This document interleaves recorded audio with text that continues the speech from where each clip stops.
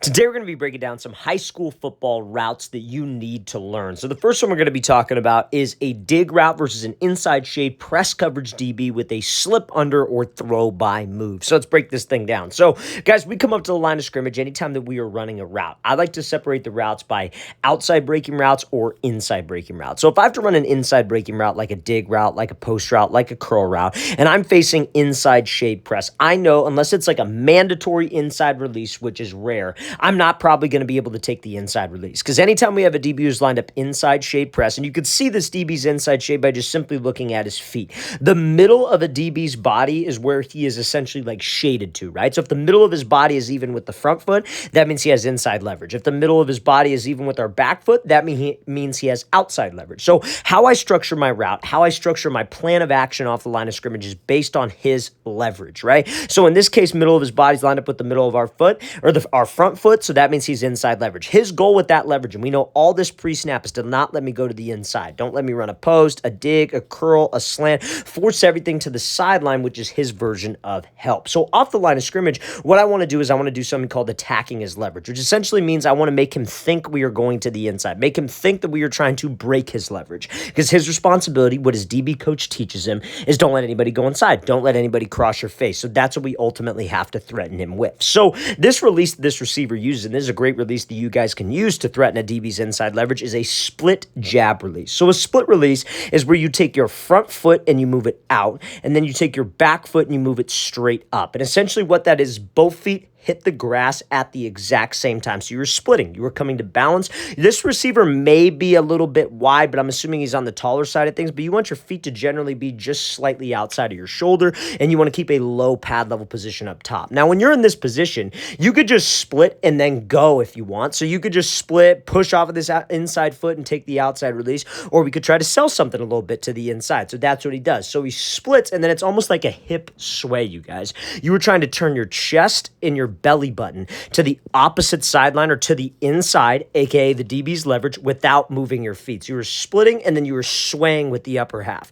And that's, again, the reason why this works is because that's what a DB is ultimately watching, right? A DB in press coverage or any man coverage is watching a receiver's hips, so we have to sell with my hips. So we attack his leverage inside, then we take that outside release. Now, this is where a lot of receivers are hesitant about taking an outside release versus inside shade press because they're like, well, it's easy if we just completely burn this DB and maybe we're way faster than him and we get to a position called restacking. Restacking is where this DB is trailing our back hip. He's running behind me. I give him a fake to the outside. I don't got to break down and drop my hips and I could just go. But if I take this outside release and let's say I'm not able to stack, let's say that DB is even with me, let's say he's got great recovery speed, what we'd want to do is we'd want to slip under him. We'd want to drop my hips, put the brakes on all the way up until this point. I want to make sure that I'm selling vertical too to get this DB to flip his hips. Everything should be a fade until it's not a fade. So we put the brakes on, we slip under him. Now, why is that important? Why are we taking the outside release when he's inside shade press? It seems a little bit harder. It's like, why not take the inside release? It's all about spacing and it's all about timing with our quarterback. Because, guys, you got to understand,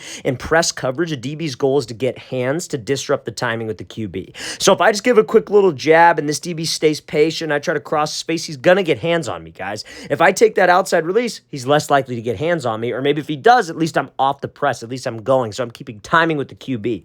Now, secondly, it's about spacing. This receiver's running a dig, right? What if we had a slot receiver running like an 8-yard dig, but my route got rerouted all the way over here and I'm right on top of my slot? That's terrible spacing, guys. A quarterback would rather have a slightly slower break at the top, but with spacing on the play to make a read or throw us open. So that's why we take what he gives me, and that's why this is one of the best routes that you guys can learn at a high school level. Now, before we get into this next route, you guys, if you are a wide receiver and you guys would like a daily workout schedule that you could follow in the offseason, check out that very first link in the description below for our elite wide receiver training package. What you'll get access to is 8 weeks of daily on-field workouts for wide receivers and gym workouts for wide receivers. We break down everything into a daily schedule. We go Monday, you're doing this, Tuesday, this. We give you the exact sets and reps to do. We give you video examples of each drill and gym exercise, so it's a complete schedule all mapped out for you. We also include a 40-minute video on recruiting, so how you guys can get a scholarship offer as a wide receiver. And we also include a 4-week speed development program because all wide receivers need speed. So guys, for our elite wide receiver training package, again, check out that very first link in the description below. Let's get back to this video. So now, second route we're going to talk about here is if you have a slant route versus a DB who is in press coverage. So this wide receiver, there are a couple different ways that you could do this, because what is this DB's leverage pre-snap, right? What's his leverage? His leverage is he's outside leverage, right? Look at the midline of his body. The midline of his body is even with our back foot. So if I have to run a slant, this is actually a pretty good scenario to run a slant. Let's talk about what this wide receiver does. So he comes off the ball, gives jab inside, gives a little hesitation, attacks the outside of this attacks the outside of this DB's shoulder or body, and then he's able to run this slant route and have some success and score. So let's kind of talk about this here. So there's a couple ways that you could run this slant. I wouldn't say that this is the only way to run this slant, but this is a way, and this is a way that you should ultimately learn, right? So this DB, again, like we said, he's outside shade press. So what this wide receiver could have done is off the ball, we could have given a jab to the outside with our back foot, maybe make him think, okay, he's going to the outside. This DB holds his leverage. We take this inside release for 3 steps, and then we break off to the slant. We take the inside release on an inside breaking route. That is ideal. That's what we ultimately want to do. Now, what this receiver does is for his 3 steps on the slant, he attacks the DB's leverage the entire time, which is a way that you could do it. A lot of people get so caught up in like, hey, there's only one way to run a route. There's only one way to do things. There's only one release that you can use. There are a million different ways to run a million different routes, you guys. It's just, again, what you're most comfortable with. So that's why I try to go over these different scenarios. So he comes off the ball. He gives a jab inside. Again, he attacks his DB's outside for the div's little hesitation skip and then slips back underneath. The most important thing, guys, I want to talk about is this little hesitation skip that he takes. Because think about it. If you're in the red zone, because they're on like the 5-yard line right now, this DB is not going to be threatened by a fade like how he would be on like the 40-yard line or the opposite 40-yard line, right? Like what you could do if you got this outside shade look is you could practice something called like a diamond release, right? A diamond release is where you attack this DB's outside shoulder and outside hip for 3 hard steps. You could do this when he's in inside shape press or even when he's in head up press, but you run hard for those 3 steps, right? And you put your head down, you're running with long strides, you got good body language, you're running with good speed because we're trying to make him think, hey, crap, he's going deep. So he opens up his hips and then we slip back under him, right? So that's what we're trying to make him think. Now on the goal line, it's different. He's not going to be threatened by that kind of speed. He's going to stay patient, right? So we could kind of mess with him with our tempo, with our route tempo. So he comes off the ball, takes a step with his outside foot, then his second step, he takes like a double step. That's obviously like a little skip, right? So anytime that wide receivers do this like little hesitation hop, hesitation skip, a lot of receivers do this incorrectly. You just got to think of it, guys, like it's a double step. It's literally just like a double step with the left foot. So you would step right foot, left, and then he plants off of that right foot, gets that DB to jump, and we slip back underneath it. So that change in tempo is what makes that DB think maybe, oh crap, it's a goal line fade. And then he accelerates with that jab step to the outside to make him overcommit. So guys, on the red zone, in the goal line, you could do that one where you attack him outside, take the inside release. Like I said, that's probably an easy one, but doing some type of hesitation move, hesitation skip to the outside can make that DB think, oh crap, it's a goal line fade. Because what do guys love to do when they have to run a goal line fade? They'll attack to the outside. They'll be patient. Maybe the DB sits, and then they take off and go. That's ultimately what we're trying to make it look like. All great receivers, you guys, are able to make their routes look the exact same, and that hesitation skip is a great way to do that. Okay, so now let's take a look at this next example here. So a route I feel all high school receivers need to learn, and it's a great double move that I feel is in every single high school football playbook. That is going to be a whip route. Now, this wide receiver runs this whip route off a kind of a one-step variation. Now, this is something that you could have in your playbook, but ultimately the same principles apply. So he comes off the ball, attacks his DB's leverage, 1 step to the inside on the slant, then is able to catch this thing, falls in the end zone, quarterback almost sold there. But that's a great route, right? So what's a whip route? A whip route is where we break to the slant. Normally what happens is we'll take 3 steps to the slant. DB crashes down. We put the brakes on. You keep your hips and your shoulders parallel to the line of scrimmage, and then you whip back out to the sideline, right? You don't turn your back. You stay facing and square on.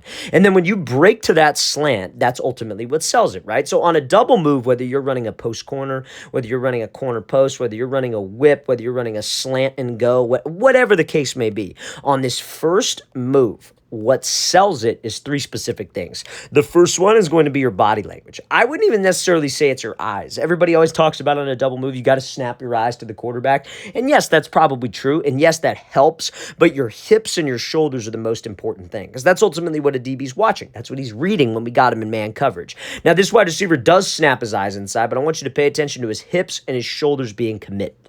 Now, the 2 other things that help sell us are the stride lengths, but more importantly, the stride frequency. I think a lot of people like misread what I say sometimes. Like I always say, you want to sell your routes with long strides. I really mean like the same strides. Like if you're running a slant, we want to make it look like a slant. So if I'm running a slant, I plan on catching the ball right here. I'm going to be running with long strides to go get to that spot, or the same strides, I guess you could say. I'm not going to start out fast and take choppy steps and expect the ball to get there. I'm going to go run through the catch. So that's ultimately what we want to make it look like. So I break to the slant. I want the same strides, and I want a burst of speed, you guys. So many people on a double move won't get separation because they're already thinking about the break to get back to the outside that they don't actually run hard. They run like 75%. They start out fast, and then they slow down, then they go back out. And that change in speed is what a DB looks for. They look for a change in body language, a change in speed, and a change in stride. And guys, on any double move, if you could sell it with those three things, you will get separation. Now, this receiver only takes one step to the whip and is able to break this thing down. Do a lot of offenses do this? I don't see a lot of them doing it at the high school level, to be honest with you, but the same principles apply. If he could get separation by doing those three things on just a one-step whip route, imagine what we could do if we actually had 3 steps to be able to sell that whip route. It's just about the principles. The breaks may differ a little bit, but the rules of these routes will always stay the same, and they will never change.